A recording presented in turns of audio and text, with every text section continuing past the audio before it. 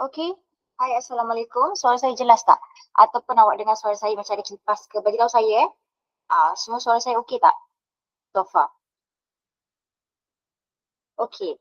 Alright, Assalamualaikum dan selamat sejahtera. Nama saya Cikgu Uya. Anda semua boleh panggil saya Cikgu Uya. Okey. Jadi pada topik kita pada hari ini adalah mengenai kertas 1 dan kertas 2. Okey, kalau kita sempat kita buat 1 jam untuk kertas 1 dan kertas 2 untuk 1 jam. Tapi kalau tak sempat kita buat kertas 1 dahulu. Okey. Alright.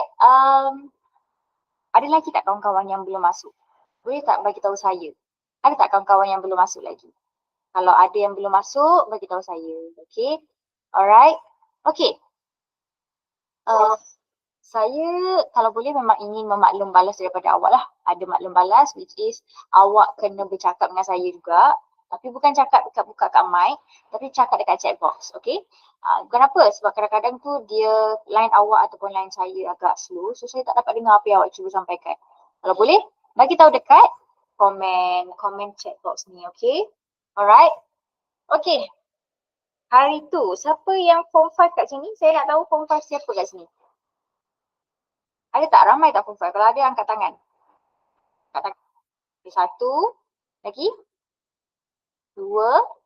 Lagi? Ada tak SPM lagi? 3. Lagi? Ada lagi tak SPM? Cukur rukuk tak masuk pun? Dah masuk dah cukur rukuk. Saya baru cakap.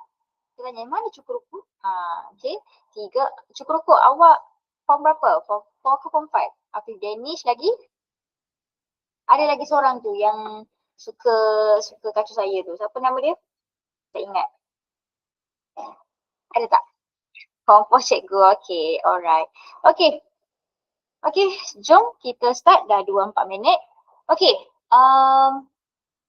topik kita kali ni dia agak nak kata susah pun tak juga. Nak kata senang pun tak juga. Okay, sebab kita punya topik kita merangkumi semua. Ada yang daripada kertas 1, kertas 2, okay. Alright, so kita pergi one by one. Okay, kejap. Saya buka dulu.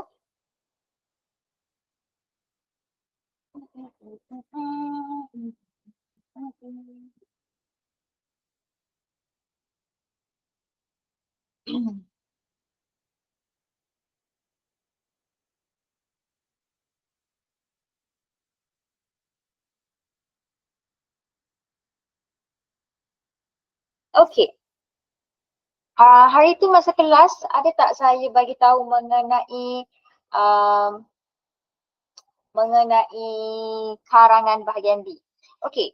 First kali, saya memang dah banyak kali saya akan cakap dengan awak, okay, karangan bahagian B, karangan bahagian B, karangan bahagian B. Tapi saya tahu, ada pelajar yang dia tak tahu karangan bahagian B ni berapa patah perkataan, apa konsep dia, apa format dia. Okay.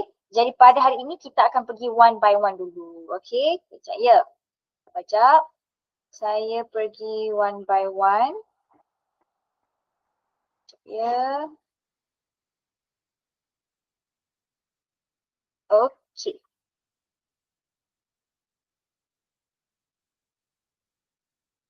Lah macam ni.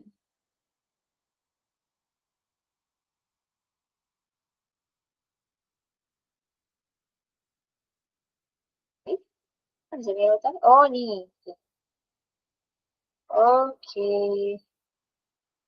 Masuk-masuk lagi. Siapa lagi yang lambat-lambat masuk?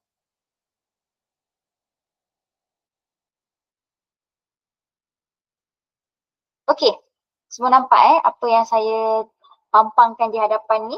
Nampak Okey. Ada muka saya pula kat situ. Sekejap Saya padam je lagi. Okey. First kali kita pergi kepada karangan bahagian B. Okey. Karangan bahagian B ni saya tahu ramai dah pelajar dia akan cakap kat saya, cikgu. Saya dah tahulah cikgu karangan bahagian B ni apa, karangan bahagian B ni nak kena buat apa, semua saya dah tahu.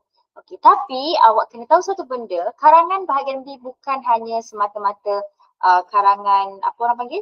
Karangan menulis fakta ataupun karangan karangan tidak berformat. Okey. Kadang-kadang karangan bahagian B pun ada karangan yang berformat yang tanpa kita sedari sebenarnya boleh je kita buat dapat markah lebih cepat banyak berbanding kita buat karangan tidak berformat. Okay, karangan tidak berformat tu macam biasalah yang kita belajar yang ada satu pendahuluan, Okey, ada 4 isi dan 1 penutup. Itu adalah karangan yang tidak berformat. Yang mana dia tak ada macam karangan surat kiriman rasmi, okey, laporan, ceramah, syarahan, pidato, apa lagi surat tidak rasmi, okey. Jadi dekat sinilah kita akan belajar macam mana kita nak buat karangan bahagian B tapi untuk bahagian karangan yang berformat. Okey. Tapi sebelum tu kita pergi refresh dulu untuk karangan bahagian B, karangan tidak berformat dahulu. Okay. Alright, jom kita pergi satu demi satu. Okay, bila teknik merangka karangan, saya selalu sarankan anak murid saya merangka karangan. Tak ada pelajar tanya cakap kat saya, cikgu rangka karangan ni bukan ke kalau kita nak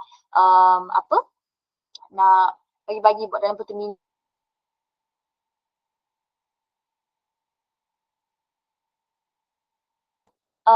Tahu apa maklumat yang kita buat karangan tu. Okay. Contoh, awak tengok kat sini, menghasilkan sesuatu penulisan secara terancang. Okey?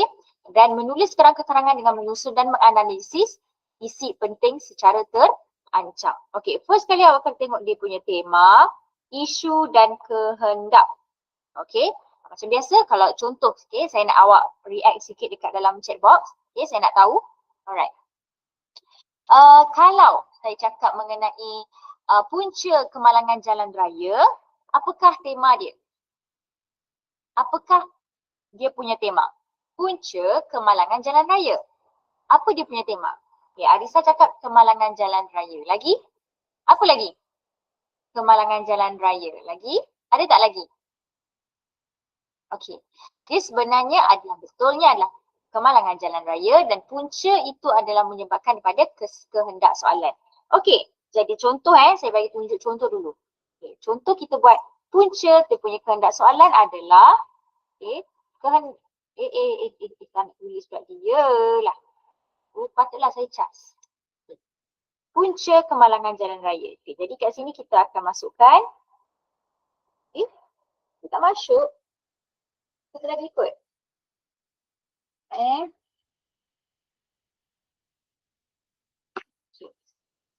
Ya.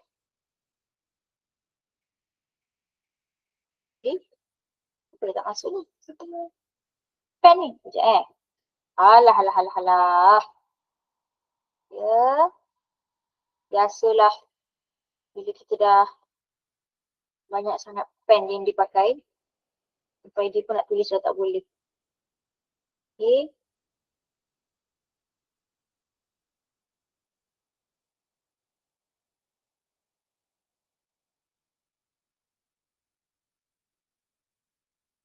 Macam mana buat ni? Kita nak keluar ni.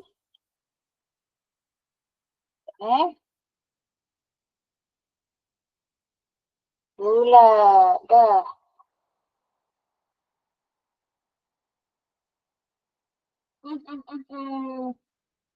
Tak nak keluar kat dia.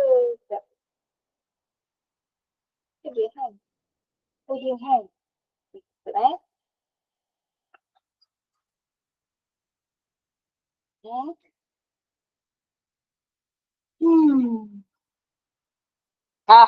dah boleh dah. Okey. Saya refresh balik. Baca je buat saya ketabra. Weh, terkejut kenapa ni? Rupanya dia hang. Bukan pen saya.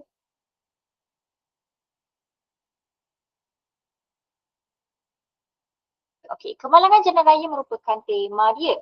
Okey, kemalangan jalan raya. Okey. Lepas tu kita kena cari isu tu dalam petikan. Contohlah dia tulis kat situ peningkatan peratusan kemalangan jalan raya semakin meningkat dari tahun ke tahun. Contoh. Itu merupakan isu dia. Jadi punca peningkatan dia adalah peningkatan ataupun peratusan semakin meningkat. Okay, semakin meningkat peningkatan atau peratusan kemalangan jalan raya semakin meningkat. Contohlah kita buat macam ni. Okay. Dan kehendak soalan dia adalah punca-punca kemalangan jalan raya. Okay, alright. Okay, lepas tu kalau kita tengok pada tema dia, okay, temanya kemalangan jalan raya. Isu dia adalah peratusan kemalangan jalan raya semakin meningkat. Okey, kehendak dia adalah punca-punca kemalangan jalan raya. Jadi dengan cukup 3 benda ni, awak dah boleh rangka. Okey, kalau awak dah nampak dengan petikan, awak dah ada isu, dah ada tema, dah ada kehendak, berarti itu adalah merujuk kepada rangka. Okey, sampai sini faham tak? Okey, contoh saya buat lain Dalam petikan tu dia tulis tentang, saya cari ada tak kat dalam contoh petikan. Okey.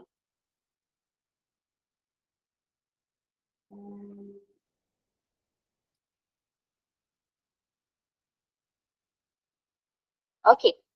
Contoh macam ni. Okey. Bagi memastikan keberkesanan pelaksanaan pendidikan sivik, okey, KPM telah menetapkan pendidikan sivik dilaksanakan selama 1 jam pada minggu keempat setiap bulan dalam waktu mata pelajaran Bahasa Melayu, Bahasa Inggeris, Pendidikan Islam, Pendidikan Moral dan Sejarah. KPM cuba mengelakkan berlakunya pertambahan waktu yang kemudiannya menjadi beban kepada para guru dan murid. Anak-anak di prasekolah pula akan diajar pendidikan sivik selama 30 minit. Dalam masa yang sama, pendidikan sivik turut dilaksanakan dalam perhimpunan dan aktiviti co-curriculum. Okey? Okey? So, daripada sinilah kita dapat tahu bahawa apa petikan yang ingin. Apa yang petikan inginkan. Okey? Kalau kita tengok berdasarkan dekat dalam ni kan. Okey, dalam petikan ni, apa dia punya tema? Apakah tema dia? Tema dia apa? Siapa boleh bagi tahu saya? Apakah tema dia? Cepat, kongsikan. Saya tunggu ni. Apakah tema dia?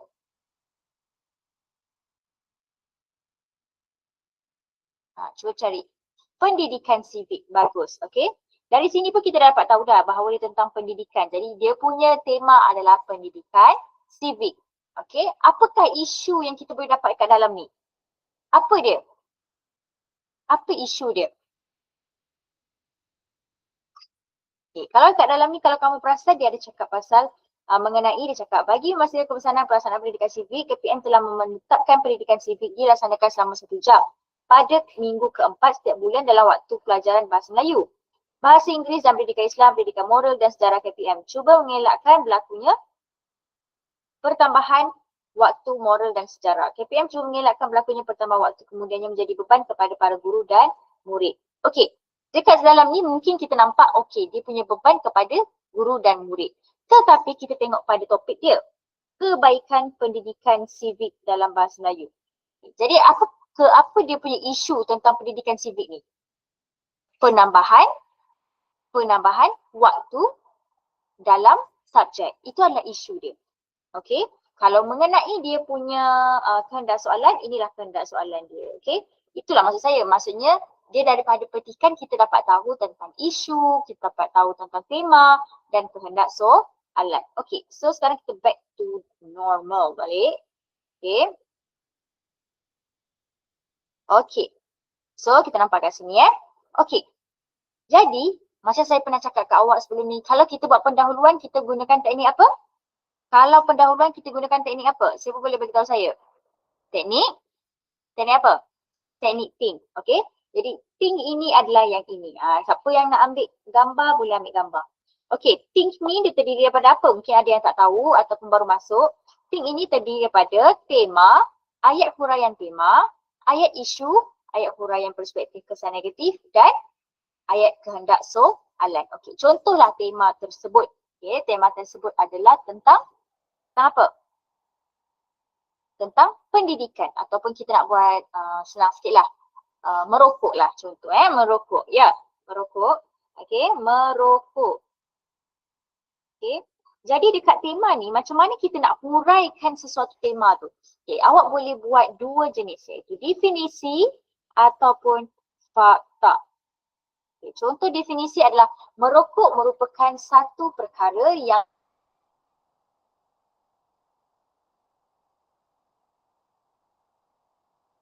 Ish. Dua pula. Okey.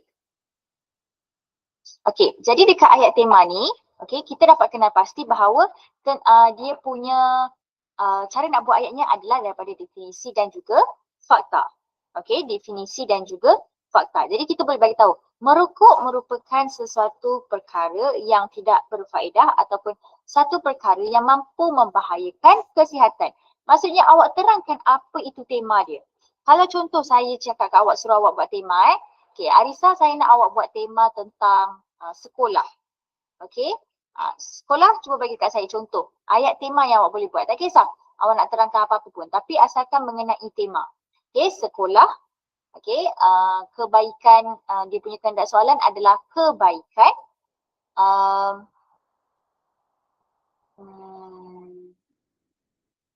Kalau sekolah saya nak bagi susah sikit lah kejap okey. Okey. Saya nak bagi kehendak soalannya adalah keburukan buli. Okey, ataupun punca buli. Saya nak punca buli lah, punca buli. Okey, punca kejadian buli. Siapa boleh bagi tahu saya? Punca-punca buli.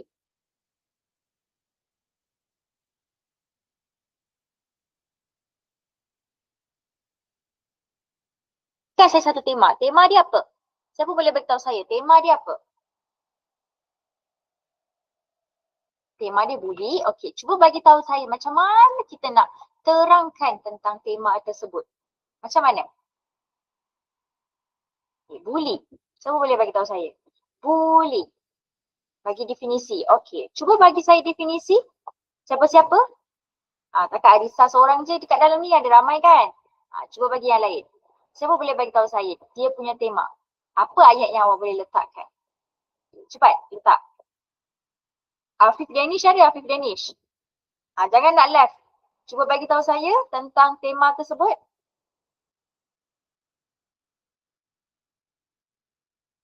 Tema dia adalah Okey. Okey. Afif Danish cuba try. Boleh? Saya nak tengok jawapan setiap seorang. Saya nak dengar. Okey, Arissa, buli merupakan sesuatu perbuatan atau perkataan yang boleh mencederakan seseorang secara mental dan fizikal. Baik, terbaik. Okey, ada lagi tak yang boleh binakan untuk saya? Akil, menunjukkan yang mereka kuat. Okey, tapi nak ayat yang lebih orang kata formal lah. Buli adalah satu perbuatan yang memberi kesan kepada mangsa dari segi fizikal dan mental. Lagi? Ada lagi? Afif Danish, saya nak awak punya satu untuk tema.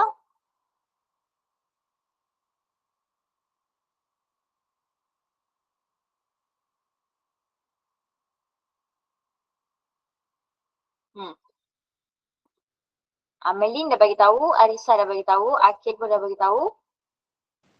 Jawab cikgu. Jawablah cikgu. Ya Allah. Cepat. Saya tunggu. Okey. Saya gunakan dulu ayat Arissa, nanti saya nak tengok Hafiz punya ya. Okey, jadi saya ambil ayat Arissa. Buli. Okey.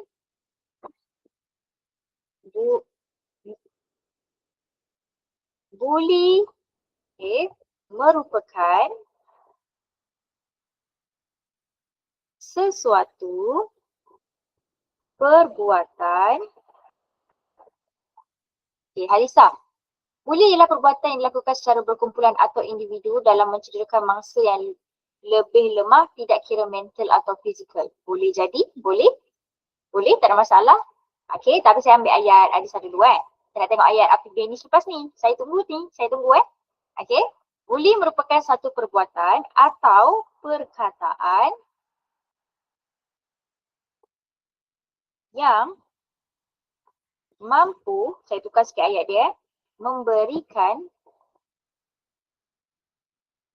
impak negatif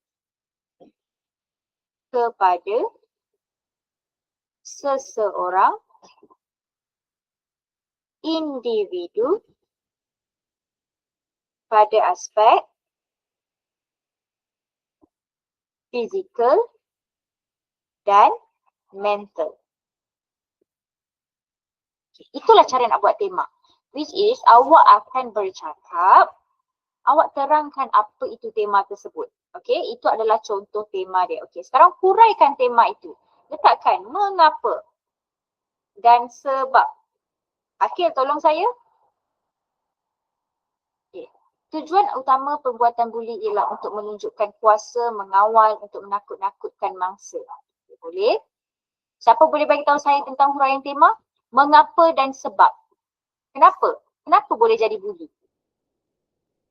Okay, saya guna ayat Afghanis. Sebenarnya Afghanis ni bagi ayat huraian tema sebenarnya. Okay. Tujuan utama pembuatan buli adalah untuk menunjukkan kekuatan atau menakut-nakutkan mangsa. Okay. Tujuan utama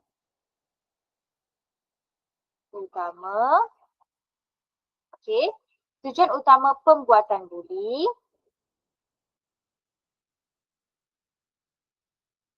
ialah untuk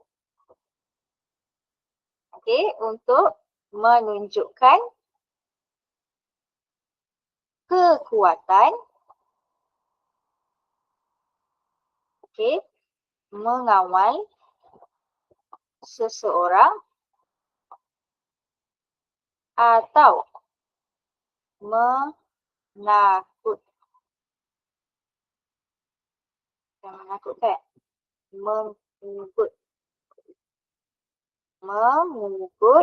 seseorang atau mengugut seseorang individu yang dianggap lemah. Okay, so kita baca. Buli merupakan sesuatu perbuatan atau perkataan yang mampu memberikan impak negatif kepada seseorang individu pada aspek fizikal dan mental. Tujuan utama pembuatan buli ini ialah untuk menunjukkan kekuatan, mengawal seseorang atau mengugut seseorang individu yang dianggap lemah. Betul ke tak betul? Betul. Okay. Kita tak adanya orang buli ni dia tengok macam, bosan lah buli dah. Dia tak ada macam tu. Okay. Dia ada sebab kenapa dia buli seseorang. Dia kadang-kadang nak tunjuk dia kuat. Aku senior. Aku lagi hebat dari kau. Dia macam tu. Ada orang macam tu. Okay. Jadi kita tak nak, kita nak nampakkan apa buli ni sebenarnya. Okay. Dan untuk makluman awak, okay, sekarang kita dah ada akta baru. Okay. Akta baru contohnya awak membuli, okay, membuli kawan-kawan awak. Lepas tu awak, apa orang panggil? Viralkan ke ataupun awak orang kata cyberbully, maksudnya kecam dia ramai-ramai ke, dah ada akta tersebut yang boleh dikenakan tindakan undang-undang. Jadi berjaga-jaga. Sebab sekarang ni kita tak nak ada kes-kes bully lagi. Okay. Jadi kita tak naklah benda-benda tu berlaku dan berlakunya macam orang kata apa? Berleluasa. Sebab macam zaman sekarang terlalu berleluasa, betul tak? Dengar sini dengar bully, dengar sana bully, dengar sini bully. Dekat sekolah sendiri pun saya tak nafikan memang akan ada bully. Okay? Alright. Jadi ayat isu. Apakah ayat isu? Siapa-siapa boleh bantu saya untuk ayat isu? Boleh tak bantu saya untuk ayat isu? Apa isu dia? Apakah isu kepada pembuatan bully? Siapa boleh bagi tahu saya? Saya tunggu. Isu tersebut mestilah sama ada isu negatif, isu yang terkini ataupun isu yang terhangat orang katakan sering berlaku. Apa dia? Apakah isu utama? Okay, saya ulang. Apakah isu pertama membuli? Bagaimana boleh berlakunya bully tu? Macam mana isu tu? Apa isu dia? Okey. Pembuat kes bully semakin meningkat. Okey. Okey. Jadi kita pun tulis. Okey. Tambah kat sini, isu bully meningkat.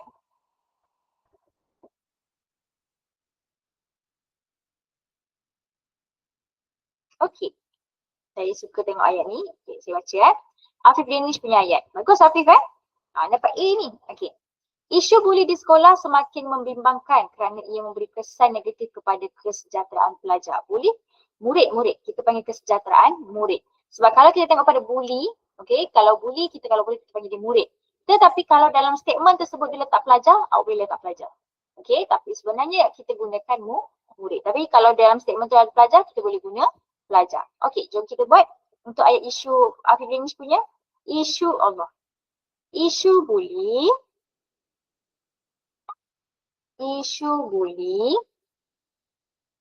di sekolah semakin. Siapa-siapa boleh bagi ayat huraian untuk perspektif negatif lepas ni, bagi saya dekat chat box. Okey, isu buli di sekolah semakin membimbangkan. Okey. Kerana ia memberikan kesan negatif kepada kesejahteraan pelajar. Pada kesejahteraan pelajar. Okay. Alright. Okay, so sekarang kita tengok kat sini. Buli merupakan sesuatu perbuatan atau perkataan yang mampu memberikan impak negatif kepada seseorang individu. Pada aspek apa? Pada aspek fizikal dan mental. Terang ke tak terang? Jelas. Okay, kita dengar jelas. Tujuan utama ataupun punca utama, tak boleh letak punca, tujuan lah. Okay. Tujuan utama perbuatan buli ialah untuk menunjukkan kekuatan mengawal seseorang atau mengunggut seseorang individu yang dianggap lemah. Last, isu buli di sekolah semakin membimbangkan kerana ia memberikan kesan negatif kepada kesejahteraan pelajar. Okay, sekarang cuba bagi saya ayat huraian perspektif negatif. Apa dia? Apakah ayat huraian perspektif negatif untuk isu buli?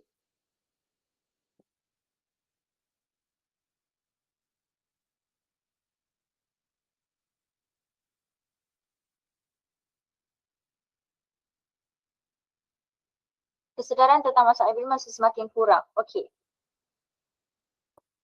Okey. Ada lagi tak Arisa? Selain Arisa?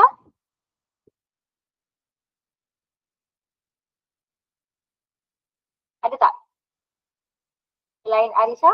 Ada lagi tak? Okey. Ayat huraian ini awak boleh kaitkan dengan yang atas. Apa kesan dia? Apa kesan sekiranya isu buli ni? Isu buli dia, okey, Amelin, impaknya berapa bimbang akan keselamatan murid. Mangsa buli boleh menjadi pendiam atau menjauhkan diri daripada rakan-rakan seterusnya menjejaskan kemahiran sosial. Boleh. Okay, tapi dia lebih senang awak nampak, awak tengok awak letak tambah perkataan ini. Dari perspektif negatif. Spaghetti pula. Perspektif negatif, pembuatan membuli mencerminkan keruntuhan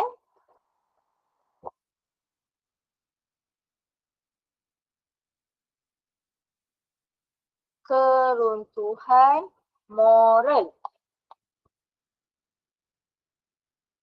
serta hilangnya